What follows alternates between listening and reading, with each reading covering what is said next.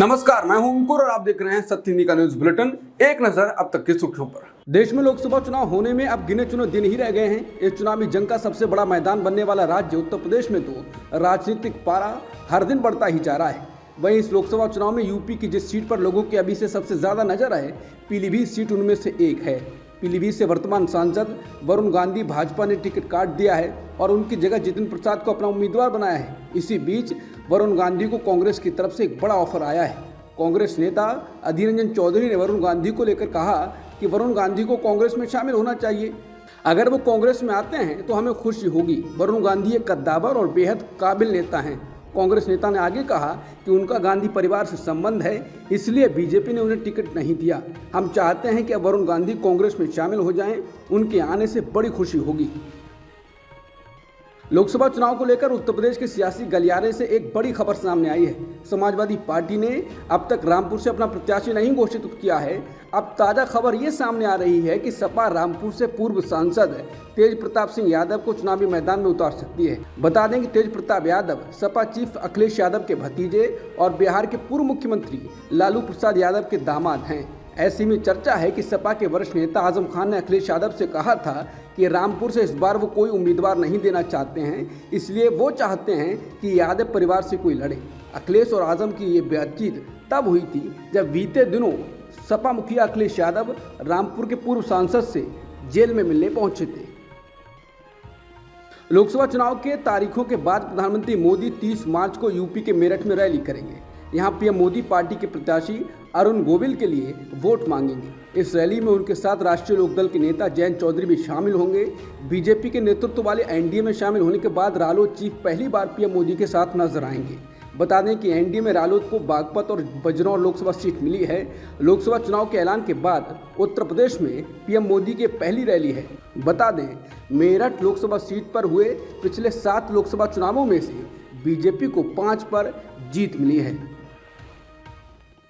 वंचित बहुजन अघाड़ी प्रमुख प्रकाश आंबेडकर ने महाराष्ट्र में महाविकास अघाड़ी गठबंधन को लोकसभा चुनाव में लड़ने के लिए सीटों की अपनी मांगों पर निर्णय लेने के लिए एक और दिन का समय दिया है। बता दें, आंबेडकर ने उद्धव ठाकरे के नेतृत्व वाली शिवसेना से संबंध तोड़ दिए थे और सीट बंटवारे की बातचीत पूरी करने के लिए एमवीए को 26 मार्च का अल्टीमेटम जारी किया था। द इंडियन एक्सप्रेस को उन्होंने बताया कि हाँ, मैंने एमवीए को निर्णय लेने के लिए एक और दिन का समय दिया है। मैंने आज होने वाली अपनी प्रेस कॉन्फ्रेंस भी रद्द कर दी है। महाराष्ट्र के डिप्टी सीएम और एनसीपी नेता अजित पवार ने कहा है कि महायुति गठबंधन के शेष उम्मीदवारों की घोषणा 28 मार्च को की जाएगी। उन्होंने कहा कि महायुति में कोई भी कंफ्यूजन नहीं है। उन्होंने कहा कि 28 मार्च को एक संयुक्त प्रेस कॉन्फ्रेंस में महायुति के सीट शेयरिंग का ऐलान किया जाएगा। इसमें बीजेपी और शिवसेना के नेता भी मौजूद रहेंगे। बता दें, महायुति में अभी तक सिर्फ बीजेपी ने सीटों का ऐलान किया है। बीजेपी पहले 20 और इसके बाद 3 और कैंडिडेट का नाम ऐलान कर चुकी है। ऐसे में पार्टी कुल 23 उम्मीदवार घोषित कर चुकी है। पार्टी की तरफ से 6 से 7 प्रत्याशी और घोषित किए जा सकते हैं। महायुति में शिंदे की अगुवाई वाली शिवसेना को 12 से 13 सीटें मिल सकती हैं, तो वहीं अजित पवार को 6 से 7 सीटें मिल सकती हैं। अजित पवार के ऐलान के अनुसार अब 28 मार्च को महायुति में सीटों की तस्वीर साफ हो जाएगी। बीजेपी ने मंगलवार को राज्यों में विधानसभा उपचुनावों के लिए अपने उम्मीदवारों का ऐलान कर दिया। बीजेपी ने हिमाचल प्रदेश विधानसभा से अयोग्य करार दिए गए कांग्रेस के सभी 6 विधायकों को चुनावी मैदान में उतार दिया है। ये विधायक कुछ दिन पहले कांग्रेस छोड़कर बीजेपी में शामिल हुए थे। समाचार एजेंसी पीटीआई के अनुसार गुजरात में भी बीजेपी ने पार्टी में हाल ही में शामिल हुए कई विधायकों को टिकट दिया है। बीजेपी ने कांग्रेस के बगावत कर बीजेपी में आए रवि ठाकुर को लाहौल स्पीति से प्रत्याशी बनाया है। इस कारण बीजेपी में बगावत हो गई है। हिमाचल प्रदेश के पूर्व मंत्री और लाहौल और स्पीति से विधानसभा क्षेत्र से भाजपा नेता रामलाल मारकंडा ने विरोध में पार्टी छोड़ दी है। बता दें, रवि ठाकुर ने पिछले विधानसभा चुनाव में मारकंडा को हराया था। जैसे ही भाजपा ने कांग्रेस के बागी सभी 6 विधायकों को विधानसभा टिकट देने की घोषणा की, वैसे ही कुछ ही घंटों बाद मारकंडा ने पार्टी छोड़ दी और घोषणा की कि वो संभवतः कांग्रेस उम्मीदवार के रूप में लाहौल और स्पीति से उपचुनाव लड़ेंगे। पंजाब के पूर्व मुख्यमंत्री बेअंत सिंह के पोते और लुधियाना से कांग्रेस सांसद रवनीत सिंह बिट्टू ने मंगलवार को दिल्ली में बीजेपी में शामिल हो गए।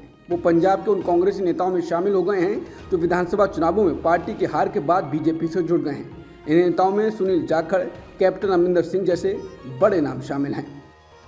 चुनावी बॉन्ड और दवा कंपनियों को लेकर एक बहुत बड़ी खबर सामने आई है। खबर के अनुसार दवा बनाने वाली बहुत सी कंपनियां जिनकी दवाएं टेस्ट में फेल हुई, इन कंपनियों ने चुनावी बॉन्ड से चंदा किया। डेटा को खंगालने पर यह सामने आया है कि 23 फार्मा कंपनियों और एक सुपर स्पेशलिटी हॉस्पिटल ने चुनावी बॉन्ड के जरिए करीब 762 करोड़ रुपए का चंदा राजनीतिक दलों को दिया। जैसे गुजरात की कंपनी टोरेंट फार्मास्यूटिकल की बनाई 3 दवाएं ड्रग टेस्ट में फेल हुई, इस कंपनी ने बीजेपी को 61 करोड़ का चंदा दिया। सिप्ला लिमिटेड कंपनी की बनाई दवाओं के 7 बार ड्रग टेस्ट फेल हुए, इस कंपनी ने बीजेपी को 37 करोड़ का चंदा दिया। सन फार्मा कंपनी की बनाई गई दवाओं के 6 बार ड्रग टेस्ट फेल हुए, सन फार्मा ने बीजेपी को 31.5 करोड़ रुपए का चंदा दिया। गुजरात की कंपनी इंटास फार्मास्यूटिकल की बनाई गई दवा का भी ड्रग टेस्ट फेल हुआ। इंटास फार्मा ने 20 करोड़ के चुनावी बॉन्ड खरीदे और सारा चंदा बीजेपी को दिया। ग्लेनमार्क फार्मा कंपनी की दवाओं के 6 ड्रग टेस्ट फेल हुए। ग्लेनमार्क फार्मा ने 9 करोड़ 75 लाख रुपए के बॉन्ड खरीदे और सारा चंदा बीजेपी को दिया। ऐसे ही काफ़ी कंपनियां हैं जिन्होंने दवाएं टेस्ट में फेल होने पर बीजेपी को चंदा दिया। केजरीवाल मामले पर जर्मनी के बाद अब अमेरिका भी बोला है। अमेरिकी विदेश विभाग के प्रवक्ता ने कहा है कि अमेरिका भारतीय विपक्षी नेता अरविंद केजरीवाल की गिरफ्तारी की रिपोर्टों पर बारीकी से नजर रख रहा है और एक निष्पक्ष कानूनी प्रक्रिया का समर्थन करता है। रॉयटर्स ने बताया कि अमेरिकी प्रवक्ता ने इस मामले के बारे में ईमेल से पूछे गए एक सवाल के जवाब में कहा कि हम मुख्यमंत्री केजरीवाल के मामले में निष्पक्ष, पारदर्शी और समय पर कानूनी प्रक्रिया की उम्मीद करते हैं। बता दें, अमेरिका से पहले जर्मनी ने कहा था कि आरोपों का सामना कर रहे किसी भी अन्य व्यक्ति की तरह केजरीवाल निष्पक्ष सुनवाई के हकदार हैं और भी बातें कहीं जिसका भारत ने विरोध किया। आम आदमी पार्टी के नेता और दिल्ली सरकार के मंत्री सौरभ भारद्वाज ने कहा कि अरविंद केजरीवाल ने उन्हें जेल से निर्देश दिया है। उन्होंने बताया कि सीएम साहब ये जानकर बेहद व्यथित हैं कि दिल्ली के कई अस्पतालों में और मोहल्ला क्लिनिक में दवाएं उपलब्ध नहीं हैं। कुछ अस्पतालों में मोहल्ला क्लिनिक में जो टेस्ट होते हैं वो उपलब्ध नहीं हैं। उन्हें लगता है कि उनके जेल जाने की वजह से दिल्ली में किसी को तकलीफ नहीं होनी चाहिए। भारद्वाज ने कहा कि उन्होंने मुझे आदेश दिया है कि उसके ऊपर जल्द से जल्द कदम उठाए जाएं और ये सुनिश्चित किया जाए कि अस्पतालों में मोहल्ला क्लिनिक में सारी दवाएं और टेस्ट मुफ्त में मिलें। उन्होंने कहा कि उनका निर्देश हमारे लिए भगवान की आज्ञा के बराबर है। सौरभ भारद्वाज ने कहा कि केजरीवाल पता नहीं किस मिट्टी के बने हैं कि जेल में रहने के बाद भी दिल्ली के लोगों के स्वास्थ्य की चिंता है। भाजपा ने आप और केजरीवाल पर लाजवाबी हमला किया है। भाजपा ने कहा कि केजरीवाल हमदर्दी पाने के लिए जेल से कथित आदेश जारी कर रहे हैं, जबकि वो जनता का विश्वास खो चुके हैं। उनका ये ड्रामा जनता अच्छी तरह समझ रही है। भाजपा मंगलवार को फिरोज शाह कोटला स्टेडियम से दिल्ली सचिवालय तक एक विशाल मार्च निकाल रही है। मार्च का नेतृत्व दिल्ली पार्टी प्रमुख वीरेंद्र सचदेवा कर रहे हैं। आम आदमी पार्टी मंगलवार को नई दिल्ली के लोक कल्याण मार्ग स्थित प्रधानमंत्री आवास का घेराव कर रही है। इस घेराव के चलते पुलिस ने प्रधानमंत्री आवास के बाहर धारा 144 लागू कर दी है और इस बीच पुलिस ने पंजाब के मंत्री हरजोत बैंस को अन्य प्रदर्शनकारियों के साथ हिरासत में ले लिया है। पुलिस ने पीएम आवास के आसपास सुरक्षा कड़ी कर दी थी और कहा था कि किसी भी विरोध प्रदर्शन की स्थिति में मामले दर्ज किए जाएंगे। बीआरएस नेता के कविता को मनी लॉन्ड्रिंग मामले में दिल्ली के राउज एवेन्यू कोर्ट ने 9 अप्रैल तक के लिए न्यायिक हिरासत में भेज दिया है। ईडी ने दिल्ली के कथित शराब नीति घोटाले में शामिल होने के आरोप में कविता को 15 मार्च को गिरफ्तार किया था। उस समय से वो ईडी की हिरासत में थी, लेकिन ईडी ने आश्चर्यजनक तौर पर आज उनकी 15 दिनों की न्यायिक हिरासत मांगी, जिसे अदालत ने स्वीकार कर लिया। बीजेपी ने मंगलवार को लोकसभा के लिए अपने उम्मीदवारों की छठी सूची जारी कर दी है। इस सूची में 3 नाम हैं। इन 3 नामों में से 2 राजस्थान और 1 मणिपुर से हैं। पंजाब में बीजेपी के प्रमुख सुनील जाखड़ ने कहा कि पार्टी राज्य में लोकसभा चुनाव में अकेले मैदान में उतरेगी। राज्य में बीजेपी और शियद के बीच गठबंधन पर बात चल रही थी, लेकिन ऐसा हो नहीं पाया। भाजपा नेता दिलीप घोष ने ममता बनर्जी पर विवादास्पद बयान दिया है, जिसमें उन्होंने कहा कि ममता बनर्जी खुद को कभी गोवा की बेटी बताती हैं, कभी त्रिपुरा की बेटी बताती हैं। ममता बनर्जी ये बताएं कि उनके असली पिता कौन हैं। किसी के भी बेटी होना ठीक नहीं है। दिलीप घोष के इस बयान को टीएमसी ने नारी अस्मिता से जोड़ दिया है और पार्टी चुनाव आयोग जाकर भाजपा नेता की शिकायत करने वाली है। कांग्रेस की नेता सुप्रिया सिनेत के सोशल मीडिया अकाउंट से अभिनेत्री और लोकसभा चुनाव में मंडी सीट से उम्मीदवार कंगना रनौत के खिलाफ आपत्तिजनक पोस्ट की गई थी। उनके अकाउंट से हुई इस पोस्ट के बाद विवाद खड़ा हो गया है। इस पोस्ट के जवाब में कंगना रनौत ने लिखा है कि हर महिला गरिमा की हकदार है। वहीं विवाद बढ़ने पर सुप्रिया श्रीनेत ने सफाई दी है। उन्होंने कहा है कि मैं ऐसा नहीं कर सकती, मेरे अकाउंट से किसी ने ऐसा किया है, इसे कई लोग इस्तेमाल करते हैं। उन्होंने कहा कि मुझे जैसे ही पता चला मैंने ये पोस्ट हटवा दी। उन्होंने कहा कि वो महिलाओं को लेकर ऐसी बात नहीं कह सकती हैं। बता दें, भाजपा ने रनौत को हिमाचल प्रदेश के मंडी लोकसभा क्षेत्र से टिकट दिया है। भाजपा द्वारा कंगना रनौत को बतौर अपना उम्मीदवार बनाए जाने के एक दिन बाद कांग्रेस नेता सुप्रिया श्रीनेत के इंस्टाग्राम अकाउंट से ये आपत्तिजनक पोस्ट की गई, जिसमें लिखा गया था कि क्या भाव चल रहा है मंडी में, कोई बताएगा।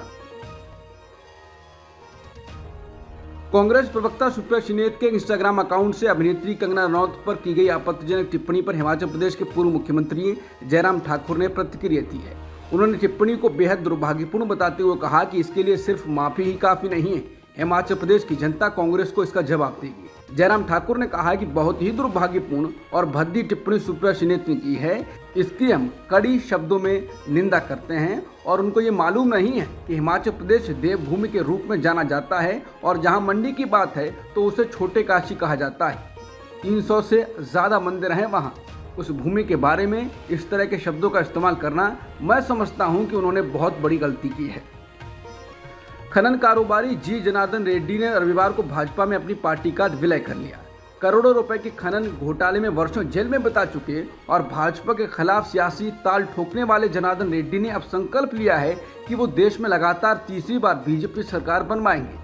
बता दें, रेड्डी अवैध खनन के मामले में जेल जा चुके हैं। इस मामले से जुड़े जज ने कहा था कि जमानत के लिए 40 करोड़ का ऑफर उनको दिया था। अब रेड्डी जी का कहना है कि देश हित में वो बीजेपी से जुड़े हैं। इजरायल हमास में 5.5 महीने से जारी जंग के बीच पहली बार गजा में युद्ध विराम के लिए संयुक्त राष्ट्र सुरक्षा परिषद में प्रस्ताव पारित हुआ। रमजान के महीने में हुई इस बैठक के दौरान 15 में से 14 सदस्यों ने प्रस्ताव के पक्ष में मतदान किया, जबकि अमेरिका ने वोटिंग से दूरी बना ली। लेकिन अमेरिका का ये कदम इजरायल को नागवार गुजरा। प्रतिक्रिया में इजरायल ने अपने प्रतिनिधि मंडल की अमेरिका की प्रस्तावित यात्रा को रद्द कर दिया। इजरायल की नाराजगी के कारण इस प्रस्ताव पर हुए मतदान में अमेरिका का वीटो न लगाना रहा। लेकिन हालिया घटनाक्रम ने यह सवाल जरूर खड़ा कर दिया है कि क्या हमेशा दोस्ती निभाते दिखने वाले अमेरिका और इजरायल के बीच सब कुछ ठीक चल रहा है। यूएनएससी में सीजफायर पर प्रस्ताव को पारित होने देना यह दिखाता है कि राष्ट्रपति बाइडेन अब तय कर चुके हैं कि सिर्फ कड़े शब्द नाकाफी हैं। साथ ही इससे व्हाइट हाउस और इजरायली पीएम बेंयामिन नेतन्याहू के बीच तनातनी वाली स्थिति उजागर हो गई। अमेरिका द्वारा प्रस्ताव से दूरी बनाने पर इजरायल के पीएम नेतन्याहू ने तीखी प्रतिक्रिया दी। उन्होंने इस प्रस्ताव को वीटो न करने के लिए अमेरिका की निंदा की। नेतन्याहू ने कहा कि इससे युद्ध में उसके प्रयासों और 7 अक्टूबर को हमास द्वारा बंधक बनाकर ले जाए गए लोगों को छुड़ाने के लिए हो रही कोशिशों को नुकसान पहुंचा है। इसके साथ ही इजरायल के प्रधानमंत्री ने बड़ा कदम उठाया। उन्होंने इजरायली प्रतिनिधि मंडल का अमेरिकी दौरा रद्द कर दिया। अब तक की सुर्खियों में इतना ही। बाकी खबरों के लिए बने रहिए सत्यहिंदी.com के साथ।